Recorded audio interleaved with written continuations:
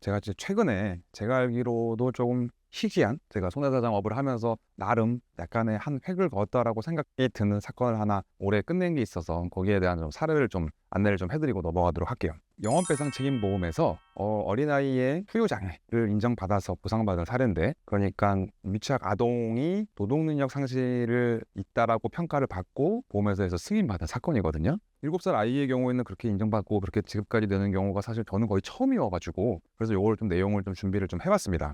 그래서 오늘은 이걸 내용을 좀 정리를 하면서 어린 아이의 후유장애 이런 거에 대한 보상과 그리고 추상 이런 거 관련해 가지고 좀 내용을 다시 한번 짚어보도록 할게요.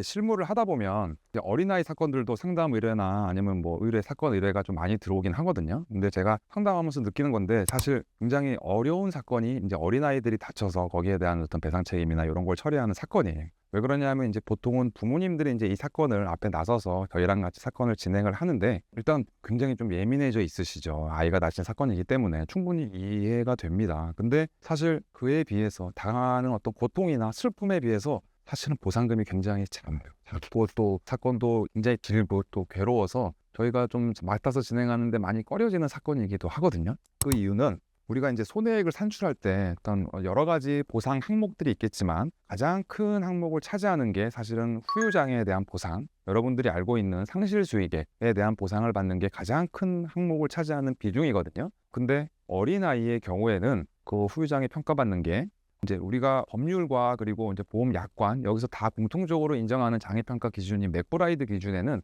이렇게 나와 있어요. 이걸 이제 먼저 좀 알려드릴게요. 이 책에서 말하는 장애란 노동능력 상실률을 말한다. 그리고 장애평가는 치료가 종결된 이후 육체적 훼손 상태가 고착되어 노동력의 손실 또는 감소된 것을 말한다. 그리고 또 추상장애에 대해서는 유아의 추상장애는 장래 성장에 따라 소실 또는 경감되는 경우가 있고, 반대로 확대되는 경우가 있으므로 개개의 사안에 따라 각각 달리 평가를 해야 된다. 이렇게 나와 있거든요. 이 얘기는 노동능력 상실률이라는 거는 우리가 말 그대로 앞으로 벌 수 있는 총 소득 대비 내 요번 어떤 부상으로 인한 후유 장애가 남아서, 그리고 내 벌 수 있는 소득 대비 장애율만큼을 받을 수 있는 거를 수치화해서 보상받기 위해서 이제 진단서를 발급받는 건데, 보통 이렇게 어린 아이의 경우, 미취학 아동 아니면 또 학생들도 마찬가지죠. 노동능력 자체가 시작이 되지 않은 상태이기 때문에 노동력 상실률을 평가하는 게 지금 당장은 불가능합니다. 보통 우리나라는 19세부터 노동능력이 발생된다라고 보고 있기 때문에 19세 이후의 노동력을 평가를 해야 되고, 만약에 지금 그걸 진단을 해야 된다라고 하면 하여튼 나중에 19세 이후에 어떻게 될지를 예상해가지고 진단서를 발급해야 된다라는 얘기예요. 사실 그러면 의사분들도 그래서 상당히 좀 어렵고 까다롭게 생각을 하시고 꺼려 하시죠. 뭐 요번 사건 7세 아이 같은 경우에는 12년 후에 어떻게 될지에 대해서 미리 예상해가지고 진단서를 발급한다라는 게 사실은 어렵잖아요. 그렇다고 해서 이제 이런 사건 19세까지 기다렸다가 그때 가가지고 장애 진단서를 발급할 거예요. 그럼 10년 이상 더 기다렸다가 합의를 한다는 것도 사실은 또 말이 안 되죠. 그래서 어려운 건데, 다시 이번 사건으로 돌아와서, 그래서 이제 이번 사건은 제가 이제 주치의 치료받았던 병원을 포함해서 세 군데를 병원을 다녔어요. 세 군데 병원을 후유장애 진단을 요청을 위해서 갔었습니다. 좀 많이 갔었는데 앞서 갔던 두 군데에서는 사실은 좀 부정적인 답변을 좀 들었고요. 그래서 어떤 그냥 문진으로만 지금 시점에서 평가하기가 어렵다라는 내용으로만 그냥 정리를 하고 다시 나오게 되었고, 이제 마지막으로 봤던 병원에서 다행스럽게도 이제 성형외과 전문의께서 그러면 이거 이제 국가배상법에서 인정하는 안면부의 추상 15%를 다 인정하는 건 어렵고, 한 3분의 1 정도를 감산해서 그러면 한번 진단서를 발급하는 거는 조금 가능하겠다라고 말씀을 해주셔서 그 진단서를 이제 세 번째 발급받을 수 있게 되었고요. 사실 그것도 굉장히 놀랍고 되게 좀 다행인 일이었는데, 또 그렇다고 해서 그 진단서를 가지고 이제 보험금 청구를 하면 보험금이 나옵니까? 절대 안 나오죠. 그 이유가 사실은 더 큰 산이 남아 있었어요. 그래 가지고 이제 보험금을 물론 이렇게 청구를 했고, 보험회사에서는 당연히 처음부터 내부 자문으로 단계에서부터 이거는 추상장애 인정할 수 없다, 지급이 안 된다, 일단 장애에 대한 부분을 제외하고 치료비 요 정도만 주겠다라고 하면서 이제 종결을 하려고 했었고요. 근데 저도 사실 좀 그동안 장애 진단서 발급받을 때부터 했던 것도 있고, 그리고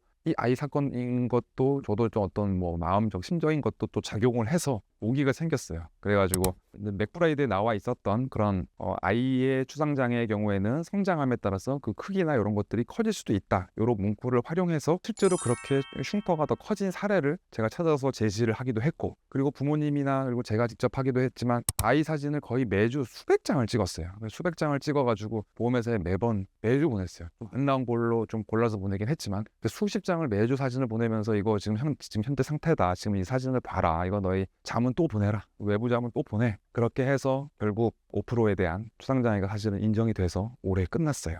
아이는 9살이 됐고요. 사건 끝나는데 거의 2년이 다 됐던 그런 사건이었습니다. 그 보험사에서 승인이 나던 날에 이제 아버지께서는 좀 울컥하시면서 기뻐하셨던 그런 기억이 좀 나고, 저도 너무 기분이 좋고 뿌듯했고 또 많은 걸 배울 수 있었던 그런 사건이었어요. 저도 9살짜리 아들이 있거든요. 그래서 좀 남달리 좀 기억이 많이 남는 사건이었고요.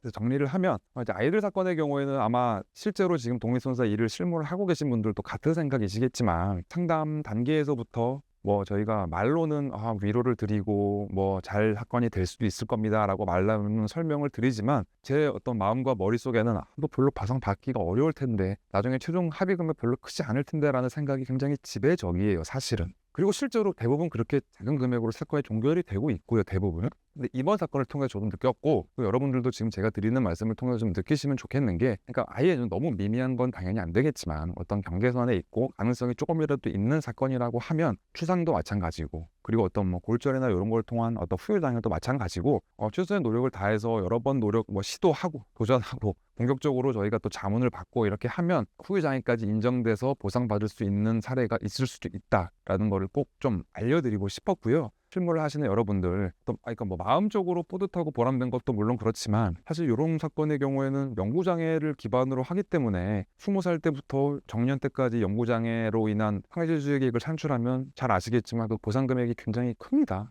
또 금액적으로 또 의뢰인분도 마찬가지고 저희도 수익적으로 굉장히 큰 금액을 보상받기 때문에 여러모로 한번 해볼 만한 건의 종류가 아닌가라는 걸 꼭 알리고 싶었습니다. 그리고 제가 그래서 내년에도 그렇고 1년에 한두 번 정도 배송책임 관련해서 실무 강의를 또 이제 계획을 좀 하고 있는데, 이번 사건 포함해가지고 보험회사에 요청했던 요구 서류들이나 아니면 진단서 발급받았던 것들, 그리고 사진이나 이런 것들, 그런 것도 이제 실무 강의 실제로 보러 오시는 분들한테는 제가 이제 준비해가지고 같이 이제 보여드리면서 공유를 할 생각이거든요. 이건 포함해가지고 다른 사건도 제가 처리했던 것들, 이거 저희 동료들이 했던 것들, 이런 것들도 같이 공유할 생각이니까, 이렇게 좀 배상체인 관련해서 관심 있으신 분들 한번 강의를 오셔서 실제로 강의를 보고 거기서 이제 정보를 얻어가는 것도 좀 많은 도움이 될 수 있지 않을까, 그렇게 좀 생각을 해봅니다.